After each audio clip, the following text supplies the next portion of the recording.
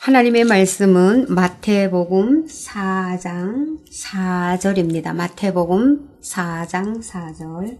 예수께서 대답하여 가라사대 기록되었으되 사람이 떡으로만 살 것이 아니요 하나님의 입으로 나오는 모든 말씀으로 살 것이니라 하였느니라 하시니, 제목은 문제 해결의 길이라는 제목으로 오늘 말씀드리도록 하겠습니다.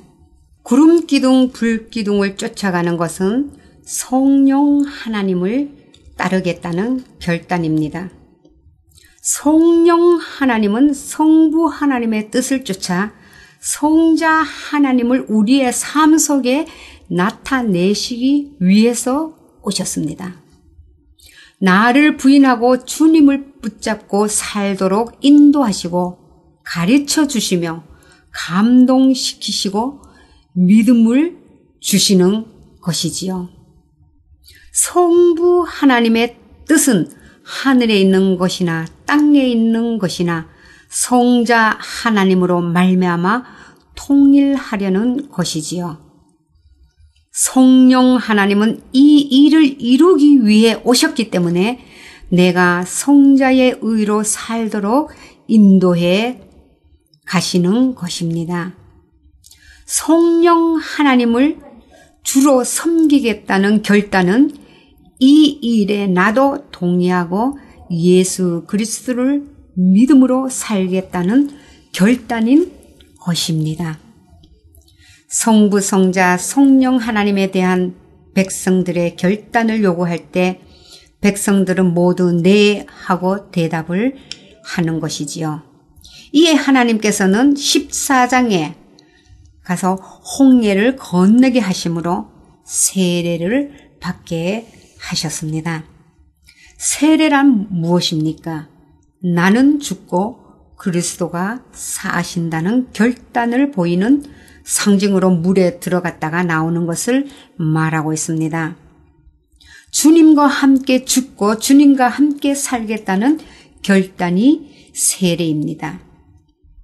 목사님이 성도들에게 세례를 줄 때는 양식으로 머리에 물을 찍어주는 약식으로 머리에 물을 찍어주는 것으로 대신했지요.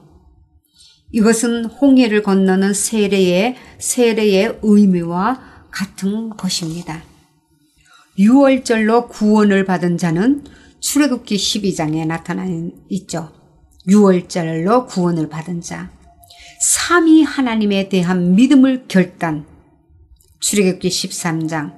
그 다음에 홍해를 건너므로 자기가 그리스도와 함께 죽고 함께 산다는 것을 확인하는 것으로 세례를 받아야 하는 것이지요. 출애굽기 14장에 되어 있습니다. 이렇게 단계적으로 성경은 말해주고 있습니다. 하나님께서는 진정 세례받은 자로서의 삶을 살 수 있는지 우리의 믿음을 시험해 보고자 하셨습니다. 홍해를 건넌 감격이 채 가시기도 전에 광야로 몰아내시고 출애굽기 15장 마라의 쓴물을 경험하게 하셨습니다. 나뭇가지를 쓴물에 던지게 하는 것은 예수 그리스도에 인하여 쓴물이 단물로 변할 수 있다는 것을 보여주셨지요. 나뭇가지는 십자가를 의미합니다. 먹을 물인 줄 알았는데 먹지 못할 쓴물이었다는 것은 내 기대가 무너지게 되었다는 것을 말하고 있습니다. 쓴물에 나뭇가지를 던짐으로 단물이 된 것은 기대한 것이 무너지고 좌절될 때 인간의 이성으로 해결할 것이 아니라 오직 예수 그리스도의 십자가를 믿음으로 해결해야 함을 가르쳐 주신 것입니다. 돈, 명예, 권력이 문제의 해결이 될 수 있는 것이 아닙니다. 십자가만이 문제의 해결이 될 수 있습니다. 아니, 되는 것입니다. 나는 그리스도와 함께 죽었습니다. 그리스도께서 나를 통해 사십니다. 라는 고백은 세례받은 자로서의 자기 부인의 기도이며 문제 해결의 길인 것입니다. 마태복음 4장 4절에 사람이 떡으로만 살 것이 아니요 하나님의 입으로 나오는 모든 말씀으로 사느니라 기록되어 있지요. 출애굽기 16장은 신광야에서 만나를 경험하는 사건이 기록되어 있습니다. 예수님의 말씀대로 우리의 진정한 양식은 말씀, 즉 예수 그리스도임을 말해주고 있습니다. 만나는 정한 시간인 새벽에 그날의 양만큼만 가져오게 하셨죠. 더 가져오면은 썩어버립니다. 이것은 무엇을 말합니까? 탐욕에 대한 경고를 주시는 것입니다. 하나님께서는 먹을 것, 입을 것에 대한 염려를 하지 말라고 하셨습니다. 먼저 그의 나라를 위해 구하라고 말씀하셨습니다. 그리할 때 우리에게 필요한 것은 주님께서 책임지시겠다는 약속이었습니다. 우리는 얼마나 나에 관한 일을 가지고 씨름하는지 모르지요. 하나님께서는 이렇게 분명히 말씀하시는데도 우리는 우리 자신의 문제에 대해 내려놓지 못하고 살아가고 있는 것이 아닙니까? 내가 사는 것이 아니라 주님이 사시는 것이므로 내 문제가 아니라 주님의 문제임을 담대히 선포하고 내려놓을 수 있어야 합니다. 출애굽기 17장에 르비딘 사건과 아말렉과 싸우는 두 가지가 기록되어 있습니다. 모세가 혈기로 가나안에 들어가지 못하게 된 사건이 르비딤 사건이지요. 르비딤 사건은 불순종을 말하고 있습니다. 물을 달라고 하는 백성들에게 반석을 쳐서 물이 나오게 된 사건이지요. 물은 성령을 의미하는데 이것은 성령을 체험하게 한 사건으로 볼 수도 있습니다. 성령 체험 후에 아말렉과의 싸움으로 육성이 드러나게 하셨던 것입니다. 아말렉은 에서의 후손으로 혈기, 분노 등 우리의 육성을 상징하고 있지요. 반석에서 물이 나오게 한 후에 아말렉과의 싸움을 허락하신 것은 성령 체험한 후에 우리에게 숨겨있는 죄성을 보게 하기 위한 것이었습니다. 성령 체험은 우리 안에 있는 죄성을 보게 하며 그것들이 드러나게 하는 것입니다. 빛이 들어오면 먼지가 잘 보이게 돼 있는 것과 같습니다. 성령의 빛이 우리의 내면을 조명해 주시지 아니하면 우리는 우리의 죄성을 볼 수가 없습니다. 은혜 받고 집에 들어오면 속상한 일이 생기지요. 우리 모두가 많이 경험하는 일입니다. 충동적으로 혈기가 나게 되고 분노가 일어나게 될 때 그것들을 십자가에 처리하도록 하시는 성령님의 인도하심임을 알아야 합니다. 그런데 어떻습니까? 우리는 먼저 화부터 나게 되지요. 그것을 누르고 참으라는 것이 아닙니다. 참는 것은 당분간의 해결이 될 수 있지만 진정한 해결은 아니지요. 물속에 앉아있는 흙이 흔들면은 또 올라오는 것과 같습니다. 죄성이 우리 안에 있는 죄성이 드러나는 것은 실망하고 낙담하라는 것이 아니라 십자가에 처리하라는 하나님의 음성인 것입니다. 은혜의 힘을 알고 내 안에 있는 죄성이 드러날 때는 하나님의 은혜의 힘을 알고 감사할 줄 알아야 하는 것입니다. 감사할 수 있어야 합니다. 나타난 죄성들을 십자가에 처리하면 그 자리에는 예수 그리스도의 생명이 차지하게 되는 것입니다. 이렇게 해서 내 안에 예수 그리스도의 생명으로 가득 채워가는 것이 바로 성화의 길입니다. 하나님께서는 우리 안에 있는 아말렉들을 모조리 십자가에 처리하기를 원하십니다. 문제가 없으면 그러한 나의 죄성들은 내 안에 그대로 잠잠히 머물러 있기 때문에 세례받은 자의 삶을 살 수가 없게 되지요.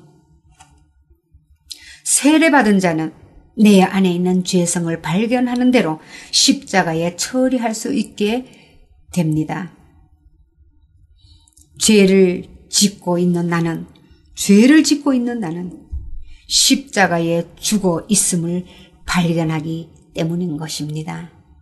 나는 죽고 그리스도가 사시는 자기 부인의 훈련이 잘 되어 있으면 문제를 만나지 않아도 나의 숨어있는 죄성을 잘 발견하여 십자가에 처리할 수 있게 되는 것입니다. 왜냐하면 성령의 조명이 늘 나와 함께하기 때문인 것입니다. 할렐루야죠. 출애굽기 18장에서는 모세의 장인이 모세 혼자서 재판을 하며 힘들어하는 것을 보고 1000부장, 100부장, 50부장, 10부장으로 나누어 재판을 하도록 권유한 것이 기록되어 있습니다. 이것은 공동체적 섬김의 훈련입니다. 내가 없으면 안 돼 라는 그런 생각을 버려야 하는 것이지요. 어떤 일을, 교회 일을 오랫동안 해왔을 때 우리는 내가 없으면 안 될 것 같은 생각이 듭니다. 그러나 그 일도 내려놓는 것이 하나님의 창조인 관계를 배우는 것입니다.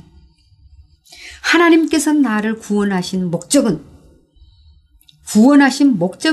함께라는 공동체를 위함입니다. 개인 구원의 목적은 교회 공동체를 위하는 것입니다. 그러나 교회 공동체로 영원히 함께 있을 수는 또한 없지요. 교회 공동체는 성교를 위해 존재하기 때문인 것입니다. 초대교회의 그리스도인들이 우리만을 강조하고 성교를 하지 않자 하나님께서는 로마의 기독교 핍박이란 이름으로 사방을 흩어버리셨던 것이 성경에 기록되어 있습니다. 그래서 곳곳에 디아스포라라는 회당이 생기고 세계 선교의 발판이 된 것을 알 수가 있습니다. 우리는 항상 여기가 좋사오니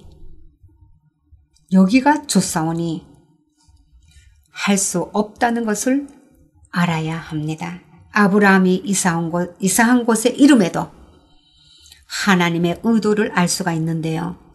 처음에는 세겜으로, 그 다음에는 베델로, 그 다음에는 헤브론으로 갔습니다. 세겜은 뭡니까? 어깨라는 뜻으로 힘, 곧 개인 구원을 말하는 것입니다. 베델은 하나님의 집이라는 뜻입니다.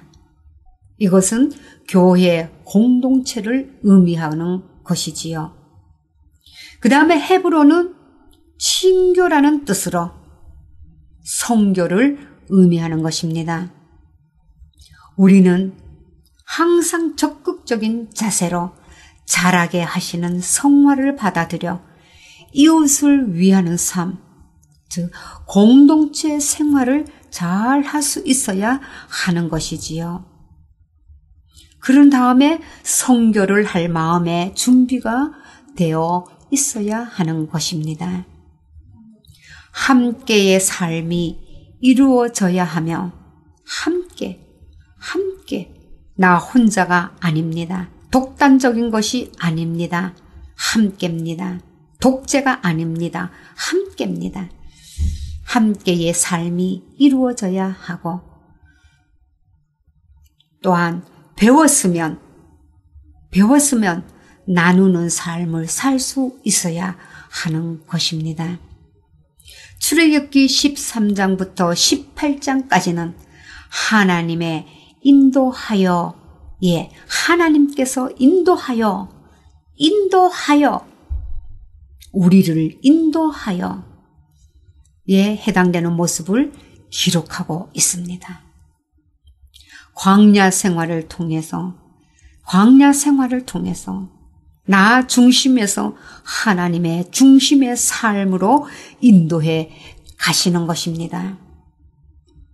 우리의 삶을 통해, 우리의 생활을 통해 나 중심에서 살아왔던 모든 부분을 때로는 우리를 광야로 인도하셔서 거기에서 하나님의 중심으로 우리의 삶이 바꿔지도록 하나님께서 우리의 삶을 인도해 가신다는 것입니다.